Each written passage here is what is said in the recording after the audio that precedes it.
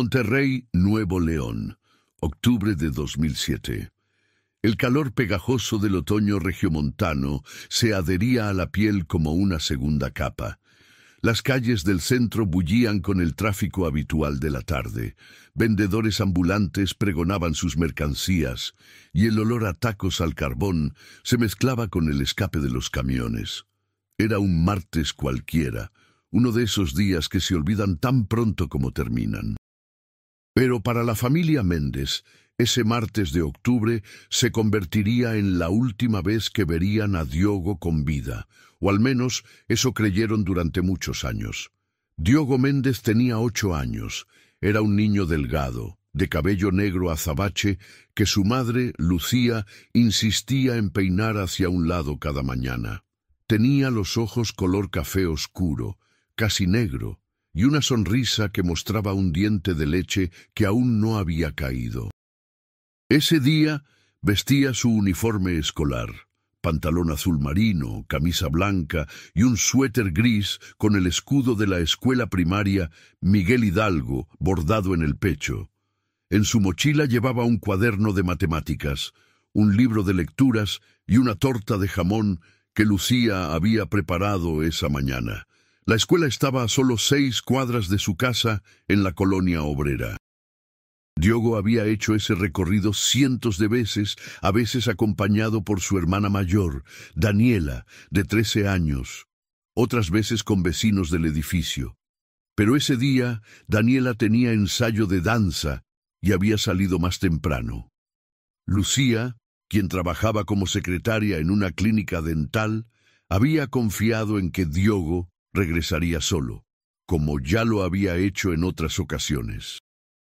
A las 2:30 de la tarde, cuando el timbre de salida resonó en los pasillos de la escuela, Diogo guardó sus útiles y salió junto con el tumulto de niños que se dispersaban en todas direcciones.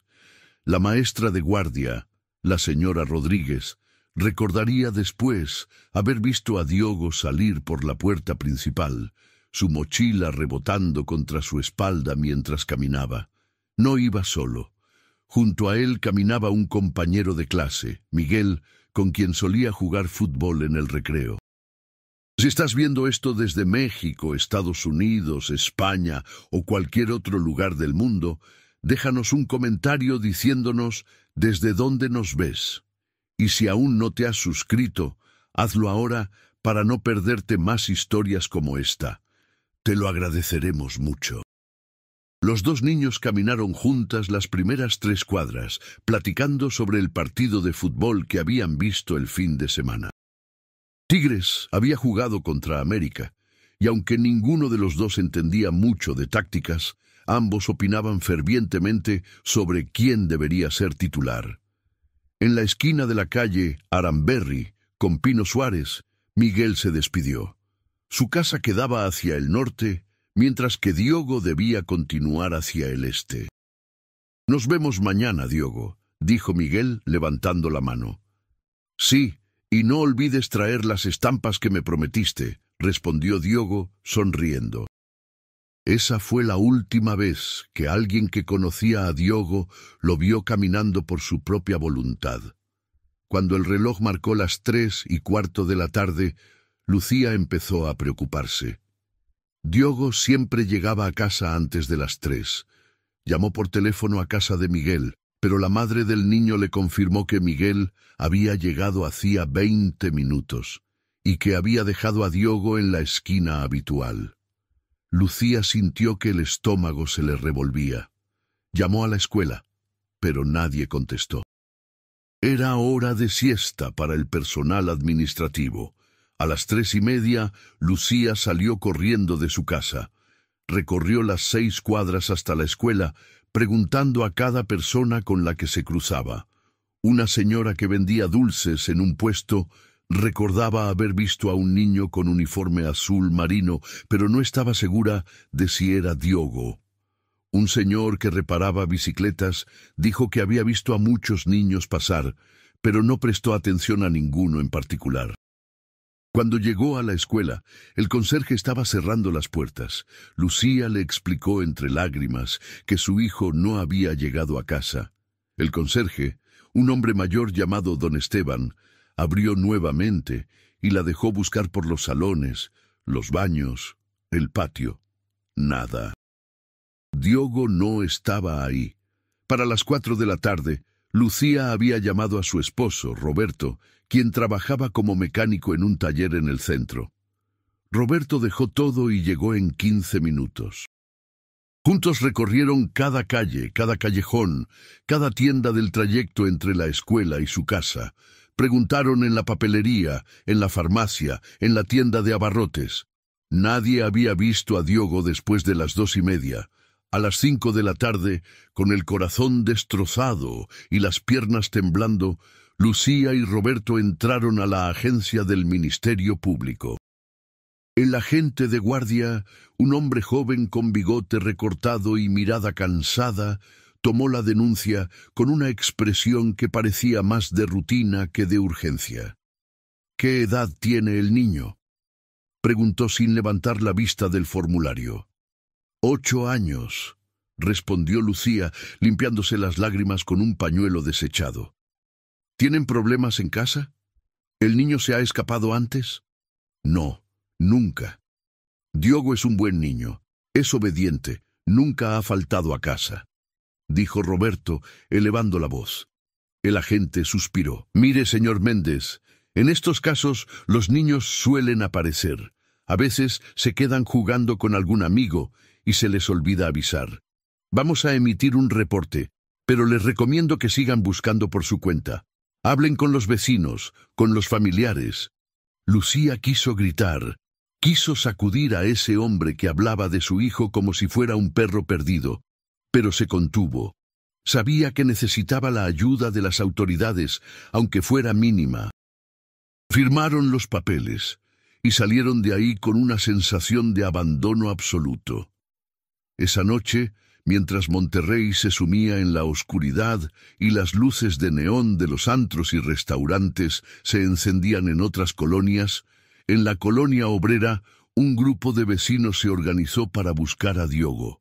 Con linternas en mano recorrieron terrenos baldíos, revisaron contenedores de basura, llamaron su nombre hasta quedarse afónicos. Daniela, la hermana mayor, caminaba junto a su madre, aferrándose a su brazo, llorando en silencio. No encontraron nada. Los días siguientes fueron una pesadilla interminable. Lucía y Roberto imprimieron cientos de volantes con la foto de Diogo. En la imagen, tomada apenas 2 meses antes en su cumpleaños, Diogo sonreía con una rebanada de pastel en la mano. Los pegaron en postes, en paredes, en las ventanas de las tiendas. La comunidad respondió con solidaridad. Doña Carmen, la vecina del 3er piso, organizó una colecta para pagar más impresiones.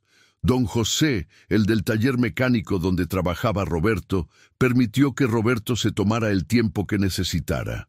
La policía realizó algunas investigaciones. Entrevistaron a Miguel, quien repitió su historia sin variaciones. Hablaron con la maestra de guardia, con otros padres de familia, con vecinos. Revisaron cámaras de seguridad en algunos comercios, pero en 2007 la tecnología no era tan ubicua como años después. Pocas tiendas tenían cámaras, y las que tenían grababan en cintas que se reciclaban cada semana. Hubo una pista esperanzadora en la segunda semana. Una mujer llamó a la línea de denuncias anónimas diciendo que había visto a un niño que se parecía a Diogo en una terminal de autobuses en Saltillo, a unos 80 kilómetros de Monterrey. La policía acudió de inmediato, pero cuando encontraron al niño resultó ser otro menor que también estaba desaparecido, hijo de una pareja que se había separado y cuyo padre lo había llevado sin permiso de la madre. Cada pista falsa era un golpe más al corazón de Lucía. Cada llamada que resultaba ser un error o una broma cruel la sumía más en la desesperación. Roberto trataba de mantenerse fuerte, pero por las noches, cuando creía que nadie lo escuchaba, lloraba en la regadera. Un mes después de la desaparición, un periodista del periódico El Norte publicó un artículo sobre Diogo. La historia salió en la sección local, con la foto del cumpleaños y un relato detallado de lo sucedido. Lucía y Roberto dieron entrevistas en 2 estaciones de radio locales. Por unos días, el caso de Diogo Méndez fue tema de conversación en la ciudad. Pero como sucede con tantas tragedias, la atención del público es efímera. Una semana después, otro escándalo, otra noticia, y Diogo volvió a ser solo un nombre más en la larga lista de desaparecidos en México. Las autoridades nunca declararon oficialmente qué creían que había sucedido. No había señales de violencia, no había testigos de un forcejeo o un secuestro. Diogo simplemente había dejado de existir en esas 3 cuadras entre donde se despidió de Miguel y su casa, como si la tierra se lo hubiera tragado. Los meses se convirtieron en años. Lucía nunca dejó de buscar. Cada fin de semana visitaba estaciones de autobuses, mercados, plazas públicas, mostrando la foto de Diogo a cualquiera que quisiera verla. Unió fuerzas con otras madres que también buscaban a sus hijos desaparecidos. Juntas formaron un colectivo que presionaba a las autoridades, que organizaba marchas, que se negaba a que sus hijos fueran olvidados. Roberto, por su parte, cayó en una depresión profunda. Dejó su trabajo en el taller y empezó a beber.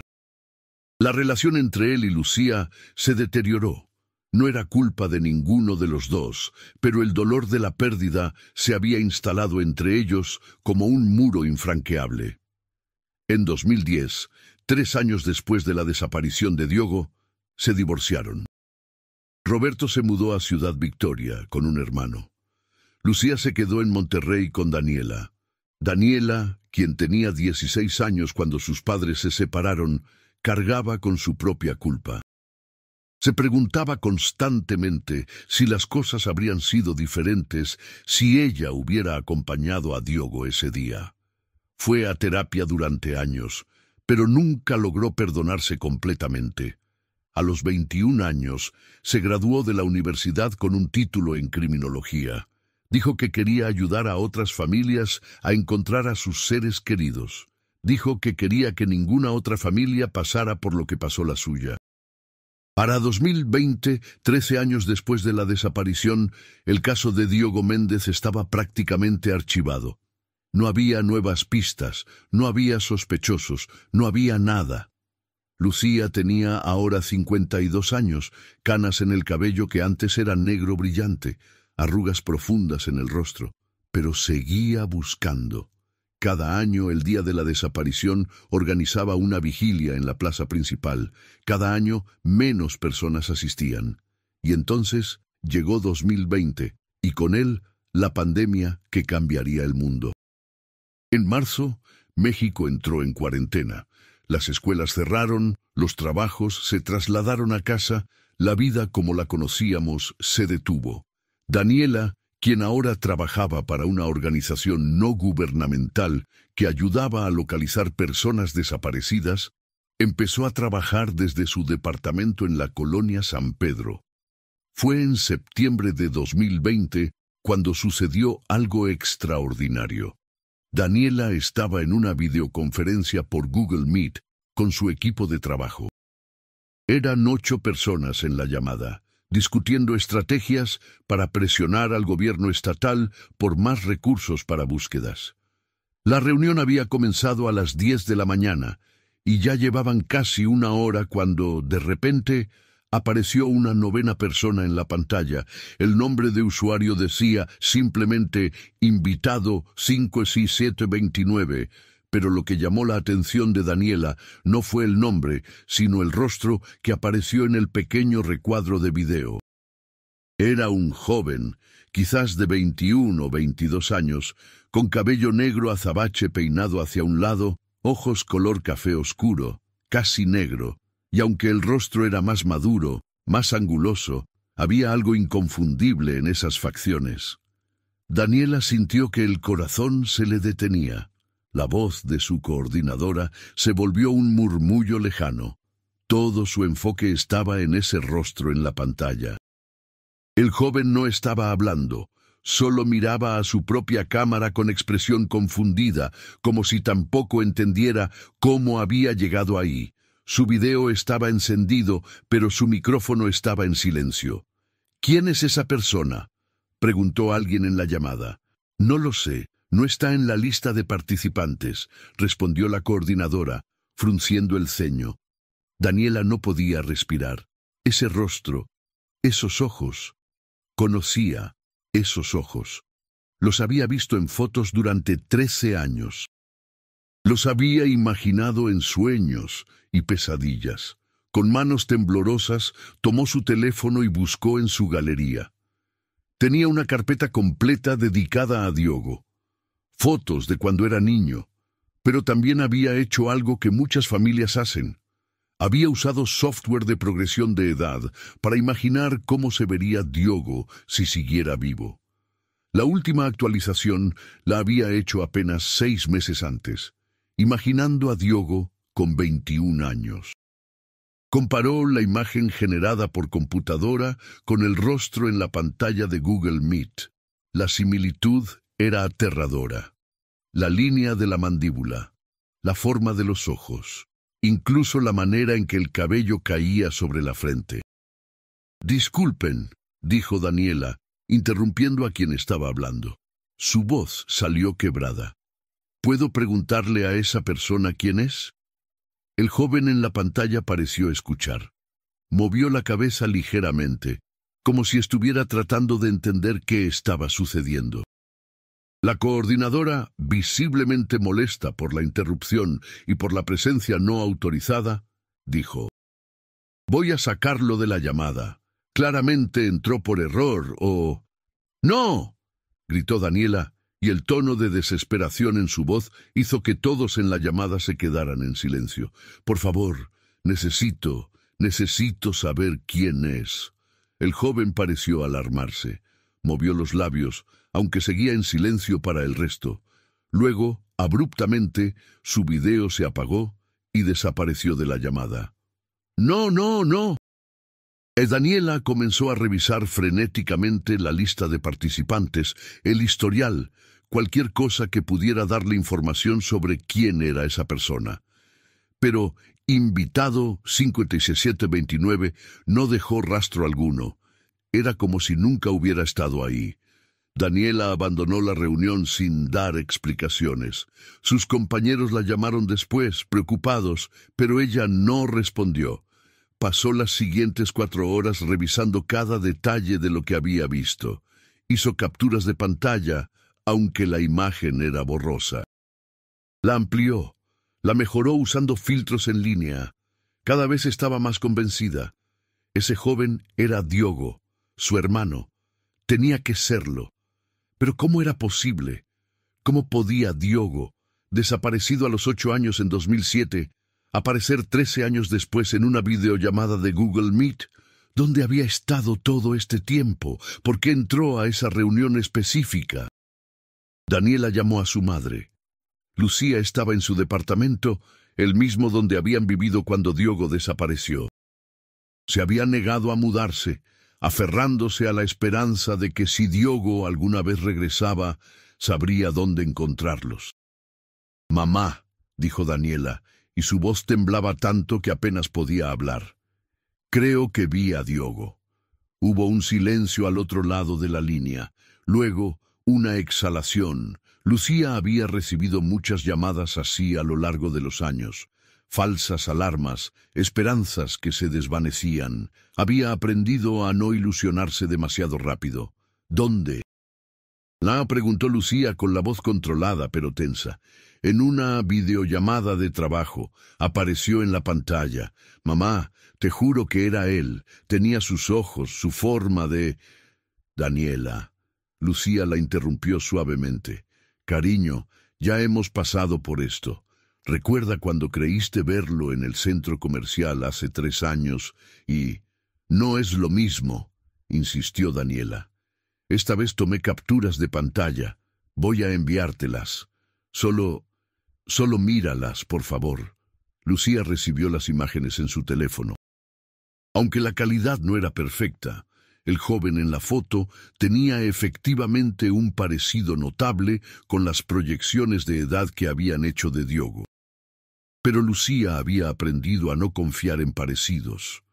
México era un país grande, con millones de jóvenes de cabello oscuro y ojos cafés. Es muy parecido, admitió Lucía, pero necesitamos más. ¿Pudiste hablar con él? ¿Conseguiste su nombre, algún dato? No. Desapareció de la llamada antes de que pudiera hacer algo.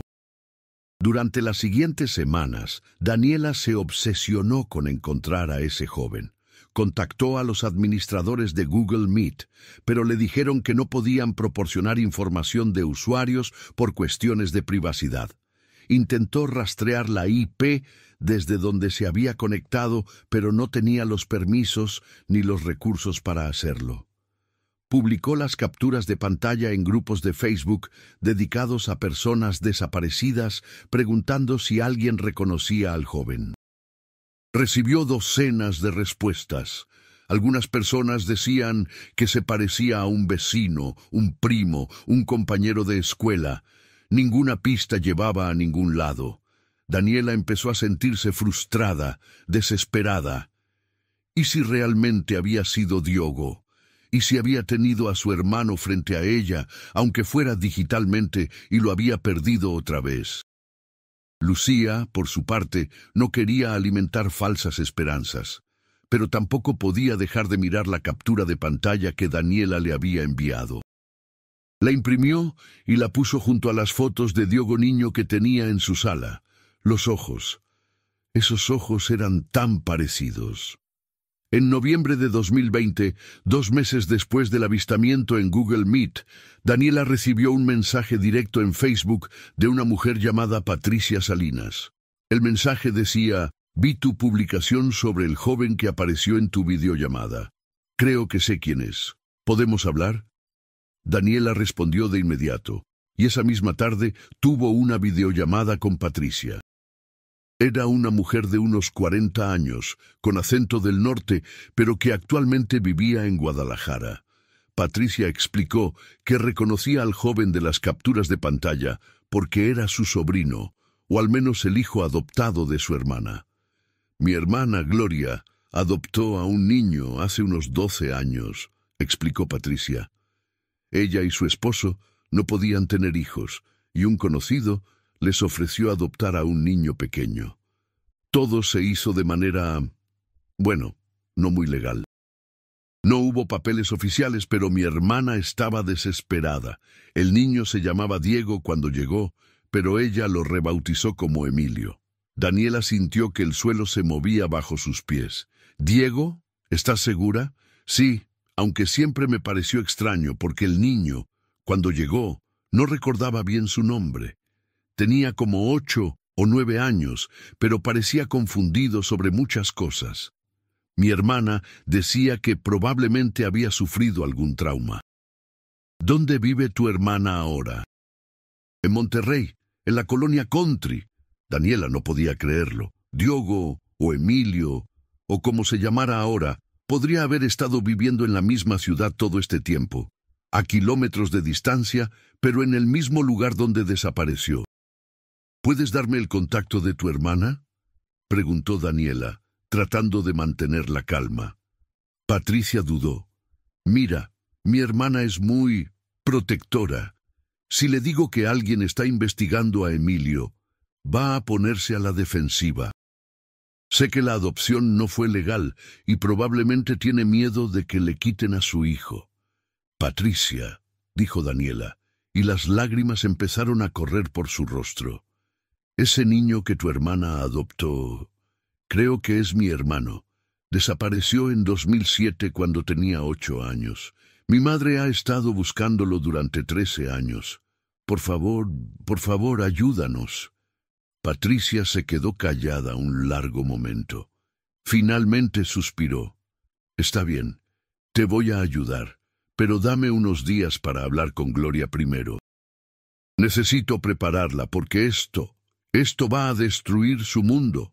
Los siguientes días fueron agónicos para Daniela y Lucía. Daniela le contó todo a su madre, y por primera vez en años, Lucía permitió que la esperanza se filtrara en su corazón. No quería, sabía que la caída sería aún más dolorosa si no era verdad, pero no podía evitarlo.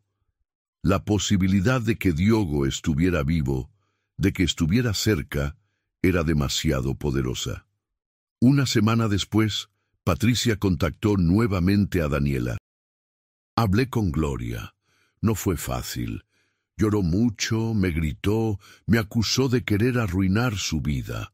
Pero finalmente aceptó hacerse una prueba de ADN, ella y Emilio. Dice que si los resultados muestran que no es tu hermano, quiere que la dejen en paz. Sí, por supuesto, respondió Daniela. ¿Cuándo podemos hacer la prueba? Se organizó todo para la siguiente semana. Por cuestiones de imparcialidad y legalidad, la prueba se haría en un laboratorio certificado, con la supervisión de un abogado que Daniela contrató. Lucía, Daniela, Gloria y el joven que había sido llamado Emilio durante 12 años, todos darían muestras. El día de la cita, Lucía casi no pudo levantarse de la cama. Estaba aterrorizada. ¿Y si no era Diogo? ¿Y si era otra falsa alarma? ¿Y si era Diogo pero él no la recordaba, no la quería, la culpaba? Daniela tuvo que prácticamente cargar a su madre hasta el auto y conducir hasta el laboratorio. Llegaron primero, esperaron en la sala mirando el reloj. A las 10:30, la puerta se abrió y entraron Gloria y un joven. Lucía levantó la vista y el mundo se detuvo. Era él, más alto, más adulto, con una incipiente barba en el mentón, pero era él, los mismos ojos, la misma forma de inclinar la cabeza ligeramente hacia la derecha cuando estaba inseguro, igual que lo hacía de niño. Lucía se puso de pie tan rápido que casi se cae. Dio un paso hacia adelante, luego se detuvo. El joven, Emilio, la miraba con expresión confundida, pero había algo en sus ojos. ¿Reconocimiento? ¿Curiosidad? ¿Diogo? Susurró Lucía, y su voz se quebró en esa sola palabra. El joven parpadeó. «Me llamo Emilio», dijo, pero su voz no sonaba convencida. Gloria, una mujer de mediana edad con el cabello teñido de rubio y expresión tensa, puso una mano protectora en el hombro de Emilio. «Vamos a hacer esto rápido», dijo con voz dura.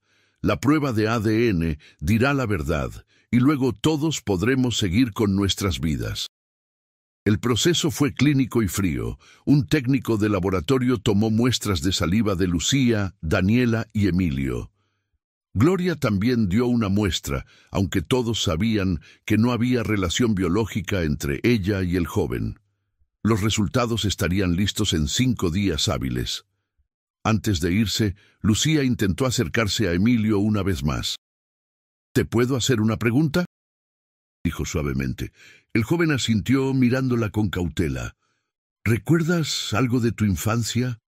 ¿Antes de vivir con Gloria?» Emilio frunció el ceño. «No mucho. Recuerdo una escuela, un uniforme azul. Y recuerdo que alguien me llamaba de otra manera, pero no recuerdo qué nombre». Lucía sintió que las piernas le flaqueaban. Daniela tuvo que sostenerla. «Diogo», dijo Lucía entre lágrimas.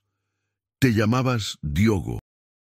Gloria prácticamente arrastró a Emilio fuera del laboratorio antes de que Lucía pudiera decir algo más. Los 5 días de espera fueron los más largos en la vida de Lucía. No comía, apenas dormía. Daniela trató de mantenerla ocupada, pero era inútil. Lucía pasaba las horas mirando fotos viejas de Diogo, de su familia, cuando aún estaban completos, cuando aún eran felices. También llamó a Roberto. Él vivía ahora en un pueblo pequeño cerca de Ciudad Victoria, trabajando en una granja. Cuando Lucía le contó lo que estaba sucediendo, Roberto no supo qué decir. También había aprendido a no esperar demasiado. pero prometió que si los resultados eran positivos, tomaría el primer autobús a Monterrey. El quinto día llegó. El laboratorio llamó a las 2 de la tarde. Daniela fue quien contestó porque Lucía estaba tan nerviosa que no podía sostener el teléfono sin temblar. «Los resultados están listos», dijo la voz al otro lado de la línea. «Pueden pasar a recogerlos o podemos enviarlos por correo electrónico». «Por correo, por favor, ya», respondió Daniela. 2 minutos después, el correo llegó. Daniela abrió el archivo PDF con manos temblorosas.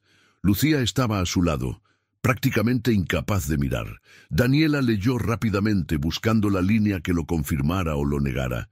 Y ahí estaba. Probabilidad de relación materno-filial, 97%. «Es él», susurró Daniela. Luego, más fuerte, girándose hacia su madre. «Mamá, es él». «Es Diogo». Lucía colapsó. Literalmente se dejó caer al suelo, sollozando de una manera que Daniela nunca había visto. No era tristeza, era alivio, era alegría, era dolor, era todo junto. 13 años de búsqueda, 13 años de no saber, 13 años de pesadillas y finalmente, una respuesta. Pero encontrar a Diogo era solo el comienzo. Ahora venía la parte más difícil, reconstruir lo que se había roto. Con los resultados de ADN en mano, Lucía y Daniela contactaron a las autoridades. El caso de la desaparición de Diogo se reabrió, esta vez con un giro completamente diferente. Se inició una investigación sobre Gloria Salinas y su esposo, Héctor Ruiz, por el delito de retención de menor y tráfico de personas. Durante los interrogatorios, Gloria finalmente se derrumbó y confesó la verdad. En 2007, su esposo Héctor había conocido a un hombre en un bar, alguien que se dedicaba a conseguir niños para familias que no podían adoptar por vías legales. Héctor y Gloria, desesperados después de años de intentos fallidos de tener hijos, habían pagado 50,000 pesos por Diogo. El niño les fue entregado una noche de octubre, apenas 2 semanas después de su desaparición. Gloria juró que no sabía que Diogo había sido secuestrado. Dijo que el intermediario les había dicho que era un niño huérfano, sin familia, que vivía en las calles. Pero era mentira, y en el fondo Gloria lo sabía. Lo supo desde el primer momento en que vio el miedo en los ojos de Diogo, la manera en que lloraba por la noche llamando a su mamá, la forma en que preguntaba cuándo podría volver a casa. Gloria había silenciado esas dudas. Les había cambiado el nombre, le había cortado el cabello de manera diferente y había convencido a su familia y amigos de que Emilio era su hijo adoptado de otra ciudad. Con los años, Diogo había dejado de preguntar. Los recuerdos de su vida anterior se habían vuelto borrosos, fragmentados. A los 8 años, la memoria es maleable, especialmente bajo trauma. El intermediario nunca fue encontrado. Probablemente había desaparecido o muerto años atrás. Héctor Ruiz intentó negar todo, pero eventualmente también confesó. Ambos fueron arrestados y procesados, y en medio de todo este caos legal y emocional estaba Diogo, ahora un joven de 21 años, que no sabía quién era realmente. Los psicólogos que trabajaron con él explicaron que sufría de lo que se conoce como amnesia disociativa, una condición en la que la mente bloquea recuerdos traumáticos como mecanismo de defensa. Diogo, o Emilio, recordaba fragmentos de su vida antes de los 8 años, pero no lograba conectarlos en una narrativa coherente. Recordaba una mujer que lo abrazaba y olía a lavanda. Esa era Lucía. Recordaba jugar fútbol en un patio de concreto. Esa era la escuela Miguel Hidalgo. Recordaba una niña mayor que lo regañaba por no hacer su tarea. Esa era Daniela. Pero todos esos recuerdos estaban desconectados de su identidad. Para él, Diogo Méndez era un nombre extraño, casi ajeno. Había sido Emilio Ruiz durante más tiempo del que había sido Diogo. El reencuentro oficial entre Diogo y Lucía fue organizado por los servicios sociales, con terapeutas presentes. Se reunieron en una sala neutral, no en casa de ninguno. Lucía quería abrazarlo, no soltarlo nunca más, pero los psicólogos le habían advertido que no lo presionara, que dejara que Diogo marcara el ritmo. «Hola», dijo Lucía cuando entraron a la sala. Su voz temblaba, pero trataba de mantenerse calmada. «Hola», respondió Diogo, sentándose en una silla frente a ella. Había una mesa entre ambos, una distancia física que simbolizaba la distancia emocional. «No sé qué decirte», admitió Lucía después de un momento. «He esperado este momento durante 13 años. He imaginado esta conversación miles de veces, pero ahora que estás aquí, no encuentro las palabras». Diogo la miraba con expresión seria, estudiándola. «Los resultados de ADN dicen que eres mi madre», dijo finalmente. «Pero yo no te recuerdo. Bueno, sí te recuerdo, pero es como recordar una película que vi hace mucho tiempo. No se siente real». Lucía asintió, tragando el nudo en su garganta. «Lo entiendo. Y no voy a forzarte a sentir algo que no sientes. Solo quiero que sepas que nunca dejé de buscarte, ni un solo día, y que te quiero, aunque no me recuerdes». Durante esa primera sesión, Lucía le mostró fotos, álbumes completos de cuando Diogo era bebé, cuando aprendió a caminar, sus primeros días de escuela. Diogo las miraba con curiosidad, pero sin conexión emocional. Para él, el niño en las fotos podría haber sido cualquiera. Daniela también intentó acercarse a su hermano.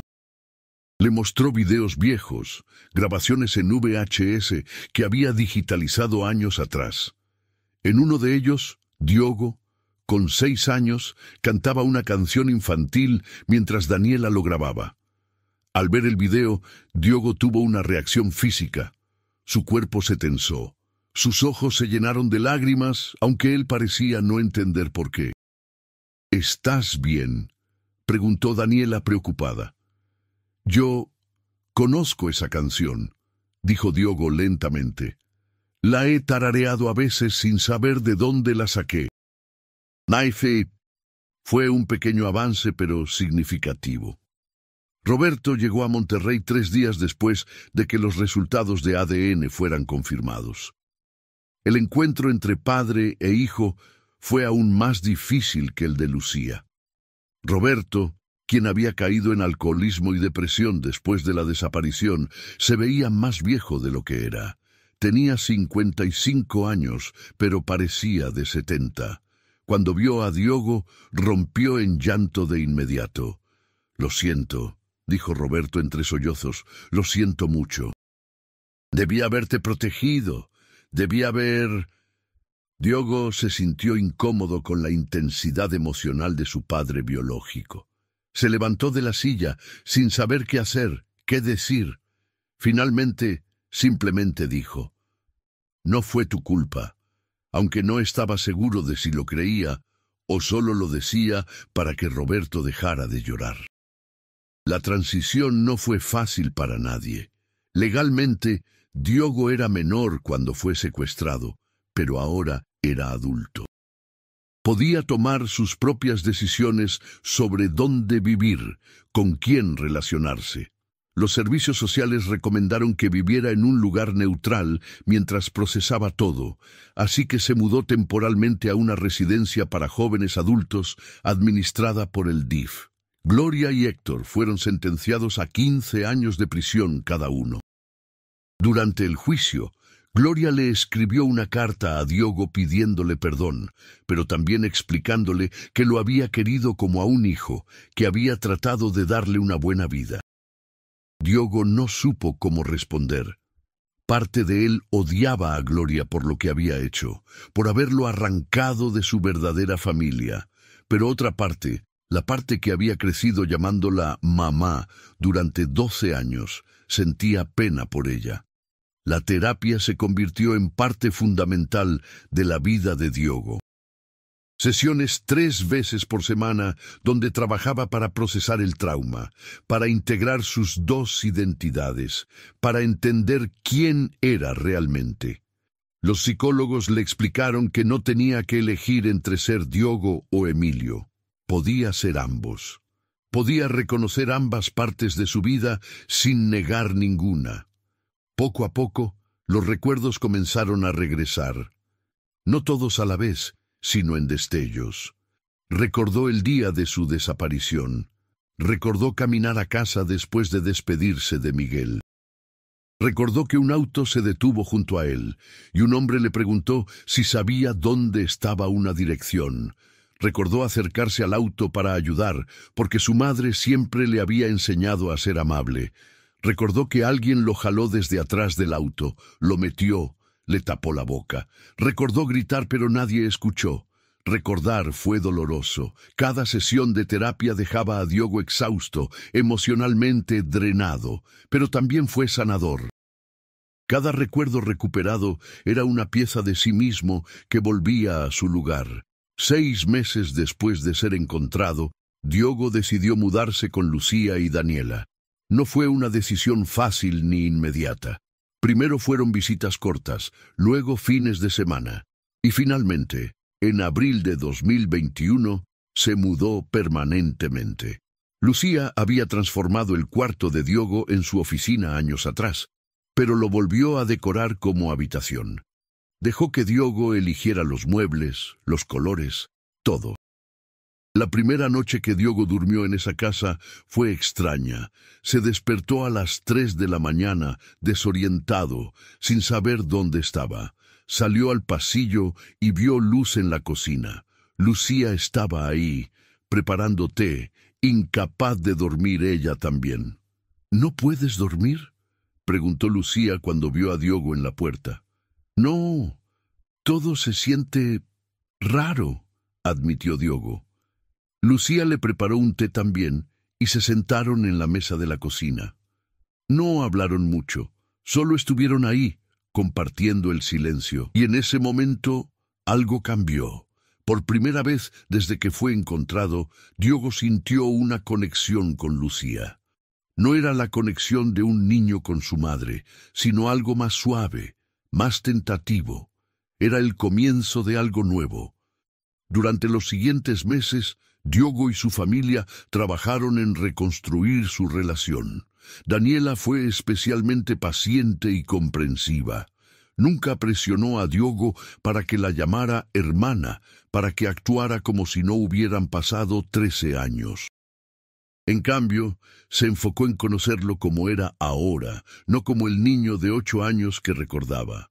Descubrieron que tenían mucho en común.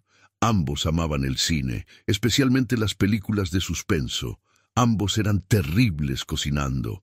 Ambos tenían el mismo sentido del humor sarcástico que, según Lucía, habían heredado de Roberto. Roberto visitaba una vez al mes. Había dejado de beber y estaba en terapia también. Su relación con Diogo era la más frágil de todas. Roberto cargaba con una culpa inmensa, y Diogo no sabía cómo relacionarse con este hombre que era su padre biológico, pero que era prácticamente un extraño. Sin embargo, lentamente estaban encontrando un terreno común.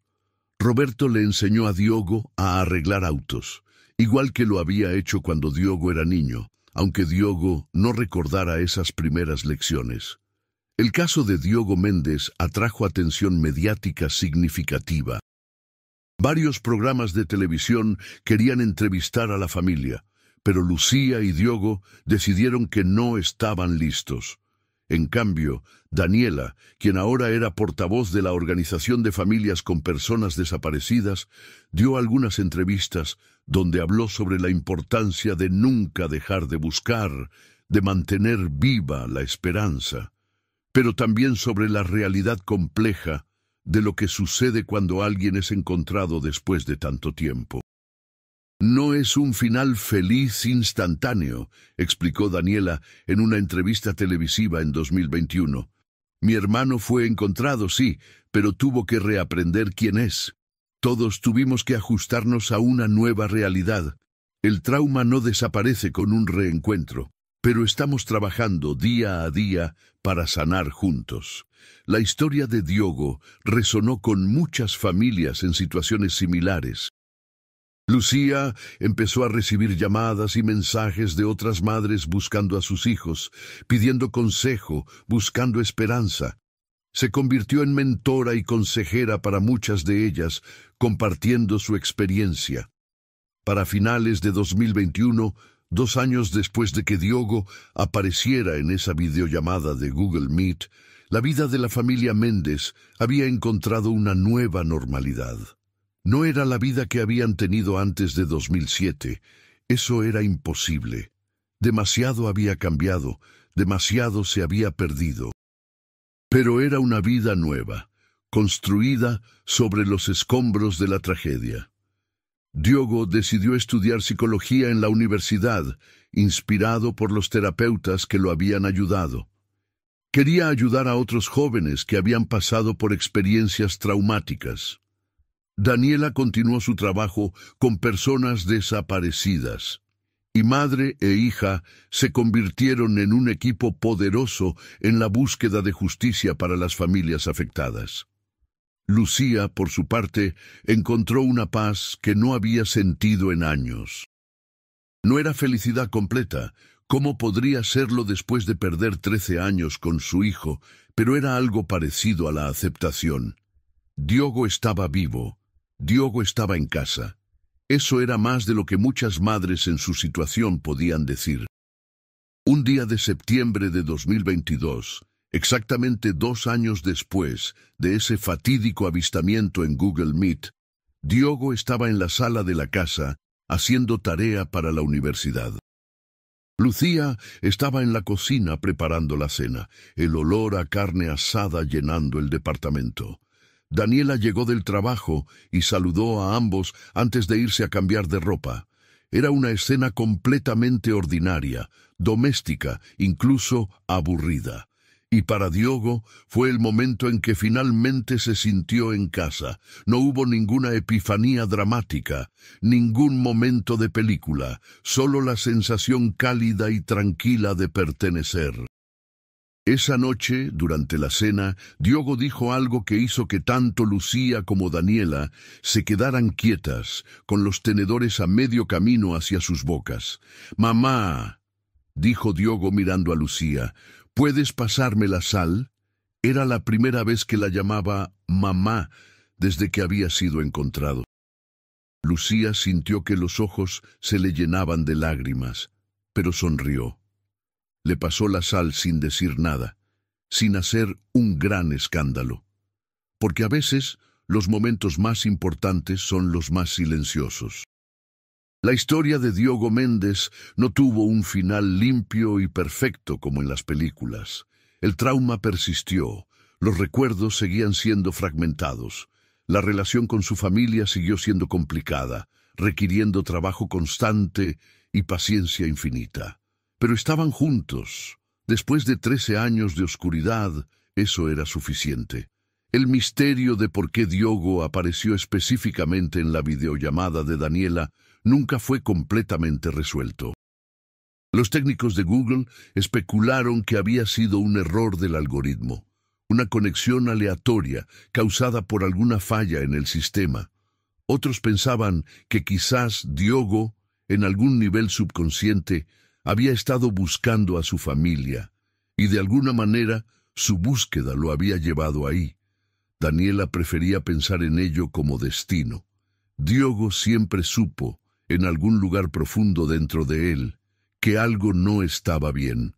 Le dijo una vez a un periodista: «Creo que una parte de él siempre estuvo buscando el camino a casa, y ese día, en esa videollamada, finalmente lo encontró». Los años siguientes trajeron más sanación. En 2023, Diogo se graduó de la universidad con honores. Lucía, Daniela y Roberto asistieron a la ceremonia juntos, la primera vez que la familia completa estaba reunida en un evento feliz desde 2007. Había tensión, todavía, pero también había amor. Roberto, ahora sobrio por 3 años, le dio un regalo a Diogo después de la ceremonia. Era una caja de herramientas, las mismas herramientas que había usado cuando Diogo era niño y lo llevaba al taller mecánico. «Las guardé todos estos años», dijo Roberto con voz temblorosa. «Siempre pensé que algún día te las daría cuando crecieras. Y bueno, aquí estás, crecido». Diogo aceptó las herramientas, y aunque no dijo mucho en ese momento, esa noche le envió un mensaje de texto a Roberto que simplemente decía: «Gracias, papá». Fue otro paso pequeño, pero significativo en su viaje de sanación. En 2024, Diogo empezó a trabajar como consejero en un centro para jóvenes en riesgo. Usaba su propia experiencia, su trauma convertido en sabiduría, para ayudar a otros. Se especializó en trabajar con niños que habían sido víctimas de tráfico de personas o secuestro. Entendía su confusión, su dolor, su lucha por encontrar identidad después de que les fuera arrebatada. Una de sus pacientes era una niña de 10 años llamada Sofía, que había sido encontrada 3 años después de desaparecer. No recordaba a su familia biológica y tenía miedo de conocerlos. Diogo pasó meses trabajando con ella, ayudándola a procesar sus emociones, a entender que era normal sentirse confundida, que era normal no saber quién era. ¿Alguna vez sentiste que no pertenecías a ningún lugar?, le preguntó Sofía un día durante una sesión. «Sí», respondió Diogo honestamente.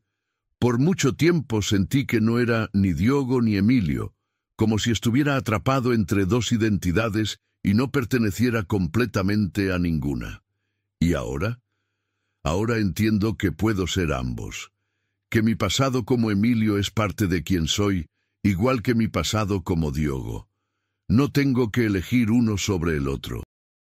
Puedo integrar ambas experiencias y ser una persona completa». Sofía pensó en esto por un momento. Luego asintió lentamente. «Creo que entiendo». Ese tipo de conversaciones, ese tipo de conexiones, era por lo que Diogo se levantaba cada mañana. Su trauma tenía un propósito ahora, no lo hacía menos doloroso, pero le daba significado. Lucía, quien ahora tenía 57 años, también encontró un nuevo propósito. Se convirtió en presidenta de una organización nacional de familias de personas desaparecidas. Viajaba por todo México, dando charlas, organizando búsquedas, presionando a las autoridades por más recursos y mejor entrenamiento para investigar casos de desaparición. El caso de Diogo le había enseñado que encontrar a alguien después de tantos años era posible, por improbable que pareciera, y quería que otras familias mantuvieran esa esperanza. En una de sus charlas en 2024, Lucía habló frente a un auditorio lleno de familias afectadas. «Nunca perdí la fe», dijo, su voz resonando por los altavoces. «Hubo días donde quería rendirme, donde el dolor era tan grande que apenas podía respirar. Pero algo dentro de mí, una voz de madre, me decía que mi hijo seguía ahí afuera, esperando ser encontrado. Y tenía razón. Diogo estaba ahí, a solo kilómetros de distancia, todo este tiempo. Así que a ustedes, familias que siguen buscando, les digo, no se rindan, sigan presionando, sigan buscando, porque cada caso es diferente, cada historia es única, pero todos merecen un cierre, todos merecen respuestas». La audiencia aplaudió con lágrimas en los ojos. Madres y padres que cargaban con el mismo dolor que Lucía había cargado durante 13 años. Daniela, por su parte, se había convertido en una de las investigadoras más respetadas en el campo de personas desaparecidas en México. Su especialidad era usar tecnología y redes sociales para rastrear y encontrar a las personas. El caso de su propio hermano, encontrado a través de una videollamada, había demostrado que la tecnología podía ser una herramienta poderosa en estas búsquedas. Desarrolló una aplicación que permitía a las familias subir fotos de sus seres queridos desaparecidos y la app usaba reconocimiento facial para escanear redes sociales, videos públicos y cámaras de seguridad en busca de coincidencias. Hasta el final de 2024, la aplicación había ayudado a localizar a 43 personas desaparecidas. La familia Méndez se había convertido en símbolo de esperanza para miles de familias mexicanas.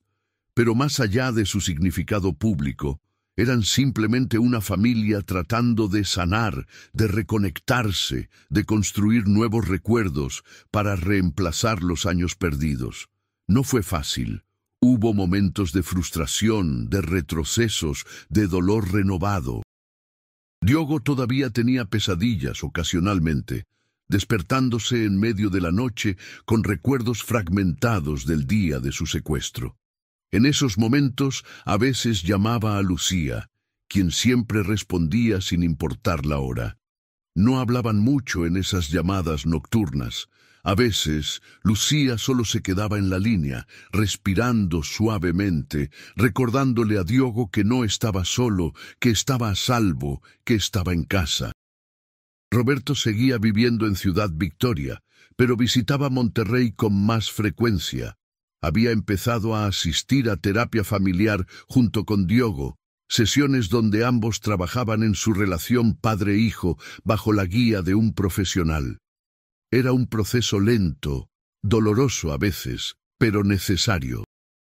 Roberto tuvo que aprender a dejar ir la culpa que lo había consumido durante años, y Diogo tuvo que aprender a ver a Roberto no como el padre que lo había perdido, sino como un hombre imperfecto que había hecho lo mejor que pudo en circunstancias imposibles. En el verano de 2024, la familia hizo algo que nunca pensaron que volverían a hacer. Fueron de vacaciones juntos. Lucía, Daniela, Diogo y Roberto rentaron una casa en Puerto Vallarta por una semana. Fue extraño al principio, los cuatro navegando esta dinámica nueva y frágil. Pero para el tercer día, algo cambió. Estaban en la playa, el sol poniéndose en el horizonte, pintando el cielo de naranjas y rosas. Diogo estaba construyendo un castillo de arena, algo que no había hecho desde que era niño. Daniela se le unió, ayudándolo a cavar el foso alrededor del castillo. Roberto recolectaba conchas para decorar, y Lucía tomaba fotos con su teléfono. En ese momento, mientras las olas rompían suavemente en la orilla y la brisa del mar les revolvía el cabello, Diogo sintió algo que no había sentido en años, quizás nunca: paz completa. No era felicidad ingenua ni negación del dolor que habían pasado. Era la paz de saber que, a pesar de todo, habían sobrevivido. Habían perdido años, habían perdido inocencia, habían perdido la simplicidad de lo que habían sido antes. Pero se habían encontrado nuevamente y estaban reconstruyendo algo nuevo, algo quizás incluso más fuerte por haber sido roto y reparado. «Mamá», llamó Diogo, y Lucía levantó la vista de su teléfono. «¿Te acuerdas cuando me enseñaste a hacer castillos de arena? Creo que tenía como 5 años». Lucía sintió que el corazón se le detenía.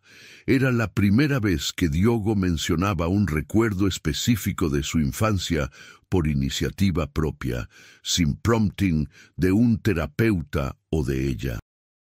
«Sí», dijo suavemente acercándose. «Fuimos a la playa en Tampico. Era tu primera vez viendo el mar». Diogo asintió lentamente.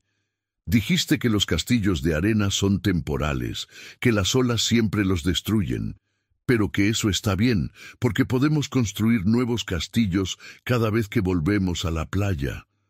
«¿Te acuerdas de eso?», preguntó Lucía maravillada. «Sí. Creo que lo olvidé por mucho tiempo, pero ahora lo recuerdo, y creo que tenías razón. Los castillos se destruyen, pero siempre podemos construir nuevos». Lucía se arrodilló junto a su hijo en la arena y lo abrazó. «Diogo, quien había sido tan reticente al contacto físico cuando fue encontrado, ahora le devolvió el abrazo sin dudarlo. Roberto y Daniela observaban la escena con lágrimas en los ojos. Era uno de esos momentos que trascienden las palabras, que se graban en la memoria no como un recuerdo específico, sino como un sentimiento, una certeza de que todo, finalmente, iba a estar bien. Esa noche, durante la cena en un pequeño restaurante frente al mar, la familia brindó, no por lo que habían perdido, sino por lo que habían recuperado, por la resiliencia, por el amor que había sobrevivido incluso cuando parecía imposible, por las segundas oportunidades. Por Diogo, dijo Lucía, levantando su copa. Por la familia, añadió Roberto. Por nunca rendirse, dijo Daniela. Diogo miró a su familia, a estas personas que habían luchado tanto por encontrarlo, que habían esperado durante 13 años, que nunca habían dejado de creer que estaba ahí afuera en algún lugar. Por el camino a casa, dijo finalmente, levantando su propia copa. Los años siguientes continuaron trayendo sanación y crecimiento. En 2025, Diogo publicó un libro sobre su experiencia. Lo tituló El niño de dos nombres y se convirtió en un bestseller en México. No lo escribió por fama ni dinero, sino porque sentía que su historia podía ayudar a otros, tanto a víctimas de secuestro como a las familias que seguían buscando. En el libro, Diogo habló honestamente sobre el trauma, sobre la confusión de identidad, sobre la culpa que sintió al darse cuenta de que había querido a Gloria a pesar de lo que ella había hecho. Habló sobre la dificultad de reconectarse con su familia biológica, sobre las noches de insomnio, sobre las sesiones de terapia que a veces parecían imposibles de soportar, pero también habló sobre la esperanza, sobre la capacidad humana de sanar, sobre el amor que puede sobrevivir incluso la separación más larga. El libro resonó con miles de lectores. Diogo recibió cientos de cartas de personas que se habían sentido identificadas con su historia. Una de ellas era de un joven en Guadalajara que también había sido secuestrado de niño y encontrado años después. Tu libro me hizo sentir menos solo, escribió el joven. Me hizo entender que está bien sentirse confundido, que está bien no tener todas las respuestas. Esas cartas le recordaban a Diogo por qué había decidido compartir su historia, a pesar de lo doloroso que había sido revivir cada detalle mientras escribía el libro. La organización que Lucía presidía continuó creciendo. Para 2025, tenían capítulos en 18 estados de México y habían ayudado a localizar a más de 200 personas desaparecidas. No todos los casos terminaban tan bien como el de Diogo, por supuesto. Muchos terminaban en tragedia, en cuerpos encontrados, en confirmaciones de muertes que llevaban años sucedidas. Pero cada caso, sin importar el resultado, merecía ser investigado. Cada familia merecía respuestas. Lucía se convirtió en una voz importante en el movimiento por los derechos de las familias con personas desaparecidas. Testificó ante el Congreso, presionó por leyes más fuertes contra el tráfico de personas, abogó por más recursos para las unidades de investigación. No lo hacía por reconocimiento, lo hacía porque sabía, de primera mano, el infierno que era no saber dónde estaba tu hijo. Y si podía evitar que otras familias pasaran por eso, o al menos darles herramientas para sobrellevarlo, lo haría. Daniela continuó innovando en el uso de tecnología para búsquedas. Su aplicación ahora tenía más de 500,000 de usuarios activos, todos contribuyendo a la red de búsqueda. Cada foto subida, cada coincidencia potencial, cada pista se convertía en un hilo en una red más grande de esperanza y acción colectiva. En octubre de 2025, 18 años después de la desaparición original de Diogo, la familia organizó un evento público en Monterrey. No era una conmemoración triste, sino una celebración de supervivencia y resiliencia. Invitaron a otras familias que habían encontrado a sus seres queridos, a organizaciones de derechos humanos, a las autoridades locales. El evento se llevó a cabo en la Plaza de la Fundación, en el corazón de Monterrey. Cientos de personas asistieron. Había música en vivo, puestos con información sobre prevención de secuestros y tráfico de personas, talleres sobre cómo usar redes sociales para búsquedas. Pero lo más importante era el mural. Durante meses, artistas locales habían trabajado en un mural masivo en una pared del centro de la ciudad. El mural mostraba rostros de personas desaparecidas que habían sido encontradas, incluyendo a Diogo. En el centro del mural, en letras grandes, decía: "Nunca dejamos de buscar. Nunca dejamos de esperar". Durante la inauguración del mural, Diogo dio un discurso. Parado frente a cientos de personas con su familia a su lado, habló con voz clara y fuerte. «Mi nombre es Diogo Méndez», comenzó. «Desaparecí cuando tenía 8 años. Durante 13 años fui conocido por otro nombre. Viví otra vida. Cuando fui encontrado, no sabía quién era. Tuve que reaprender mi identidad, reconstruir mi relación con mi familia, procesar un trauma que ni siquiera sabía que tenía». Hizo una pausa, mirando a la multitud. «Pero estoy aquí, sobreviví, y si mi historia puede darle esperanza a una sola familia, a una sola persona que está buscando a su ser querido, entonces todo lo que pasé tiene sentido».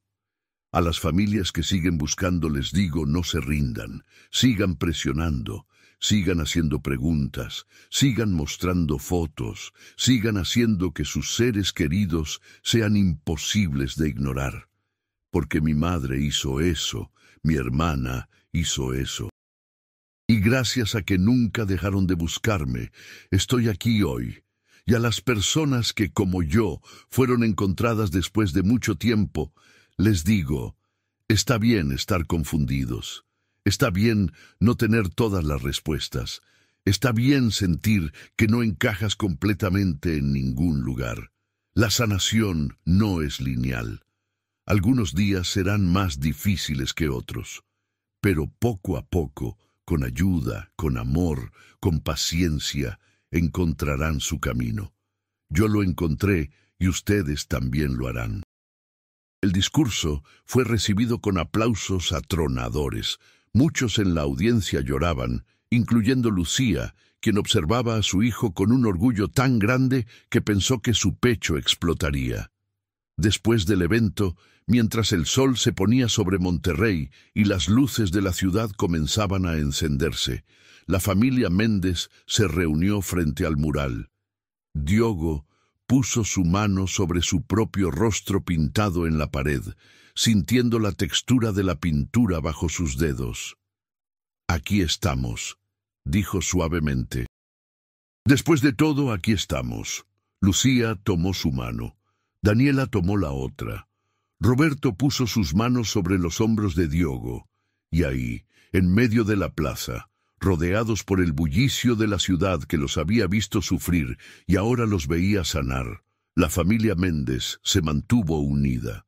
No era el final de su historia, todavía habría días difíciles, todavía habría trabajo por hacer, tanto en su propia sanación como en ayudar a otros. Pero era un momento de reconocimiento, de gratitud, de aceptación de que habían sobrevivido a lo imposible. Esa noche, de regreso en casa, Diogo sacó su teléfono y miró la foto de su cumpleaños número 8, la foto que había sido impresa en miles de volantes, compartida en incontables publicaciones de redes sociales, mostrada en programas de televisión. En la foto, ese niño sonreía con inocencia, sin idea de lo que el futuro le deparaba. Luego abrió la cámara y se tomó una selfie. A sus 26 años, se parecía a ese niño, pero también era completamente diferente. Los años habían dejado su marca. El trauma había tallado líneas que no debían estar ahí a esa edad. pero también había algo más en sus ojos ahora: sabiduría, resiliencia, esperanza. Publicó ambas fotos lado a lado en sus redes sociales con una sola palabra: sobreviviente. En los comentarios, cientos de personas respondieron con sus propias historias, sus propios traumas, sus propias victorias. Y Diogo leyó cada uno de ellos, respondió a tantos como pudo, ofreciendo palabras de aliento, compartiendo recursos, simplemente estando presente, porque eso era lo que el trauma le había enseñado: que nadie debe pasar por el dolor solo, que la comunidad, la conexión, el amor, son lo que nos mantiene con vida cuando todo lo demás se desmorona, y que incluso, después de la oscuridad más larga, siempre hay un camino de regreso a casa. Los años siguieron pasando. La familia Méndez continuó creciendo y sanando. En 2027, Daniela se casó con una mujer llamada Andrea, quien también trabajaba en derechos humanos. Diogo fue el padrino de boda, dando un discurso emotivo sobre el amor y la resiliencia. Roberto, ahora completamente sobrio y con un nuevo negocio de reparación de autos en Ciudad Victoria, caminó a Daniela por el pasillo junto con Lucía. En 2028, Diogo conoció a alguien. Se llamaba Marco, era maestro de primaria y tenía una paciencia infinita para las complejidades emocionales de Diogo. Su relación comenzó lentamente, con Diogo siendo muy honesto desde el principio sobre su pasado, sobre su trauma, sobre las noches difíciles que todavía tenía ocasionalmente. Marco escuchó todo sin juzgar. «Todos cargamos algo», le dijo. «Tu carga es más pesada que la de la mayoría, pero eso no te hace menos digno de amor. De hecho, el hecho de que sigas de pie después de todo lo que has pasado te hace una de las personas más fuertes que he conocido». Para finales de 2028, Diogo y Marco vivían juntos en un pequeño departamento en la Colonia del Valle. Lucía los visitaba cada semana para cenar, y poco a poco Marco se integró a la familia.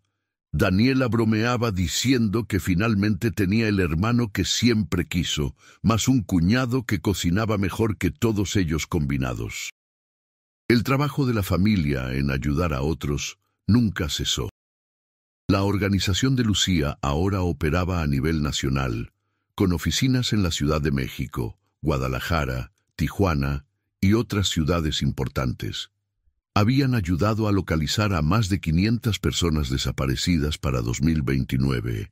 La aplicación de Daniela había evolucionado, incorporando inteligencia artificial más avanzada y colaborando con autoridades de varios países latinoamericanos. Se había convertido en una de las herramientas más efectivas para localizar personas desaparecidas en la región. Y Diogo, ahora con su maestría en psicología del trauma, había abierto su propia práctica privada, especializándose en víctimas de secuestro y tráfico de personas. También daba conferencias en universidades, entrenaba a trabajadores sociales y terapeutas, escribía artículos académicos sobre la integración de identidad después del trauma prolongado. En 2030, 23 años después de su desaparición original, Diogo recibió una invitación para hablar en las Naciones Unidas en Nueva York, como parte de un panel sobre tráfico de personas y desapariciones forzadas en América Latina.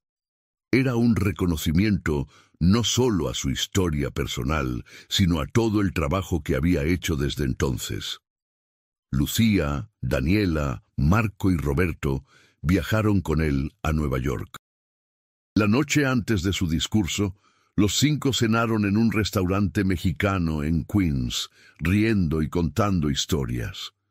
Roberto, ahora con 62 años, pero luciendo una década más joven, gracias a su sobriedad y paz mental, brindó por su hijo.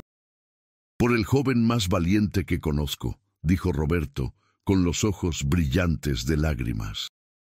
«Perdí 13 años contigo, y esos son años que nunca recuperaré. Pero los años que he tenido desde que te encontramos han sido los mejores de mi vida. Te amo, hijo. Diogo, quien solía tener problemas para expresar emociones, ahora no tuvo problema en responder. Te amo también, papá. Al día siguiente, en el salón de conferencias de la ONU, Diogo habló frente a representantes de más de 50 países. Contó su historia con honestidad y vulnerabilidad, pero también con la autoridad de alguien que había sobrevivido y prosperado a pesar de todo. La desaparición de una persona no solo afecta a esa persona, explicó. Afecta a familias enteras, a comunidades, deja cicatrices que tardan generaciones en sanar, pero también he aprendido que los humanos somos increíblemente resistentes. Podemos sobrevivir a traumas que parecen imposibles de superar. Podemos reconstruir vidas que fueron destrozadas. Podemos encontrar esperanza incluso en la oscuridad más profunda. Pero no podemos hacerlo solos. Necesitamos sistemas de apoyo. Necesitamos recursos. Necesitamos que los gobiernos tomen en serio la búsqueda de personas desaparecidas. Necesitamos leyes más fuertes contra el tráfico de personas. Necesitamos reconocer que cada persona desaparecida no es solo una estadística, sino un individuo con una familia que los ama y los extraña. Mi madre nunca dejó de buscarme. Mi hermana usó su dolor para ayudar a otros. Mi padre encontró la fuerza para vencer sus propios demonios. Y yo aprendí que el trauma no me define, sino cómo elijo vivir a pesar de él. Así que les pido, a ustedes que tienen el poder de hacer cambios reales, no olviden a las personas desaparecidas. No descarten sus casos como imposibles. Cada persona merece ser encontrada. Cada familia merece respuestas y todos nosotros tenemos la responsabilidad de asegurar que esto suceda. El discurso fue recibido con una ovación de pie. Varios representantes se acercaron después para hablar con Diogo, preguntando sobre su trabajo, sobre la aplicación de Daniela, sobre la organización de Lucía. Se formaron nuevas alianzas, se prometieron nuevos recursos, se plantaron semillas de cambio. Esa noche, de regreso en el hotel, Diogo se paró junto a la ventana de su habitación, mirando las luces de Manhattan. Marco se acercó por detrás y lo abrazó. «Estoy orgulloso de ti», dijo Marco suavemente. «Nunca pensé que llegaría aquí», admitió Diogo. Cuando fui encontrado, cuando todavía estaba tratando de entender quién era, nunca imaginé que algún día estaría hablando en la ONU, que tendría una familia que me ama, que tendría... esto. Hizo un gesto vago que abarcaba su vida entera. «Pues aquí estás», dijo Marco, besándolo en la mejilla, «y apenas estás comenzando». Los años 2030 trajeron más cambios. En 2032, Lucía publicó sus propias memorias tituladas 13 años de búsqueda, una madre nunca se rinde. El libro se convirtió en un bestseller internacional, siendo traducido a 15 idiomas.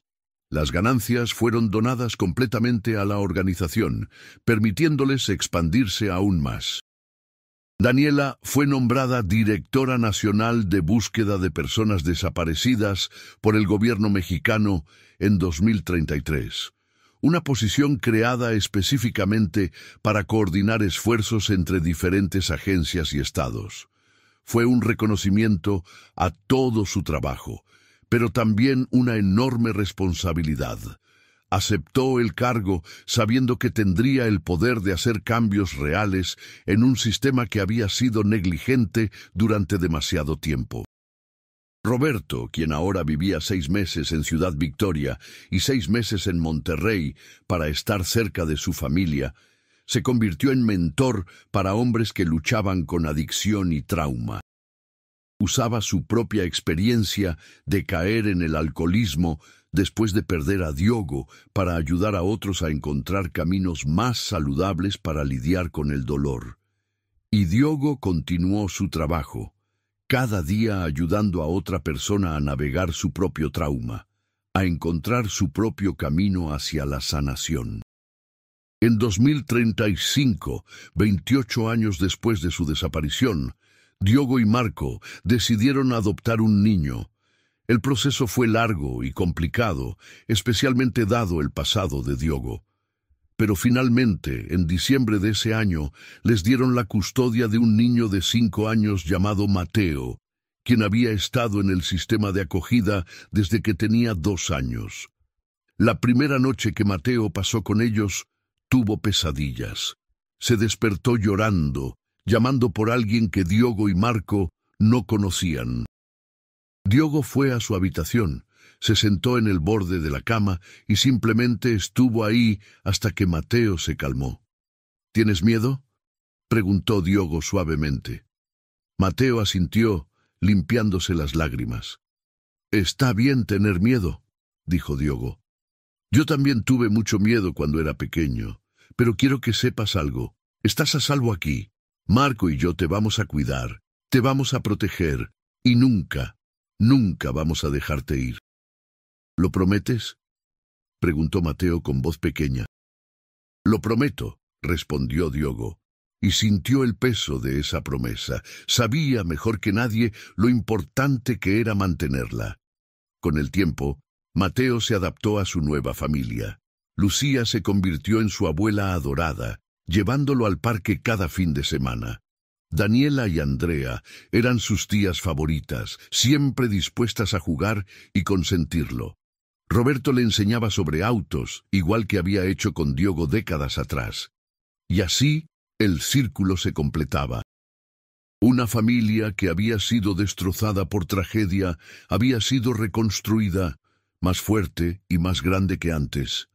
No borraron el pasado ni pretendieron que el dolor no había existido, pero aprendieron a vivir con él, a crecer a través de él, a usar su experiencia para hacer del mundo un lugar ligeramente mejor. En 2037, 30 años después de la desaparición original de Diogo, la familia organizó una reunión privada en la casa de Lucía. Era el aniversario número 30, pero esta vez no lo conmemoraron con tristeza. En cambio, celebraron todo lo que habían construido. Lucía, ahora de 69 años pero aún llena de energía, preparó la comida favorita de Diogo, enchiladas verdes, exactamente como las hacía cuando él era niño.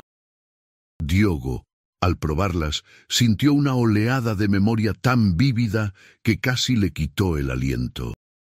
No era un recuerdo fragmentado como los que había tenido durante años, sino algo completo y claro. «Mamá», dijo, mirándola con lágrimas en los ojos, «recuerdo esto. Recuerdo estar sentado en la mesa de la cocina, con mis pies sin tocar el suelo, viéndote cocinar. Recuerdo que siempre cantabas mientras cocinabas». Lucía sonrió, con sus propias lágrimas corriendo por las mejillas. «Sí, siempre cantaba. Lo sigo haciendo». Fue un momento simple pero profundo. 30 años después, los recuerdos seguían regresando. Las conexiones seguían fortaleciéndose. Esa noche, después de la cena, todos se sentaron en la sala. Mateo, ahora de 7 años, estaba dormido en el regazo de Marco. Daniela y Andrea estaban acurrucadas en el sofá. Roberto estaba en su sillón favorito, el que Lucía había guardado todos estos años. Y Lucía y Diogo estaban sentados juntos, mirando fotografías viejas. «¿Sabes qué es lo más extraño?», dijo Diogo después de un largo silencio. «A veces pienso en cómo sería mi vida si nunca hubiera desaparecido. Si ese día, en 2007, simplemente hubiera llegado a casa como se suponía, ¿quién sería? ¿Qué estaría haciendo?». «¿Y qué concluyes?», preguntó Lucía. «Que probablemente sería una persona completamente diferente. Quizás más feliz en algunos sentidos, porque no cargaría con este trauma, pero tampoco tendría la profundidad, la empatía, la comprensión que tengo ahora.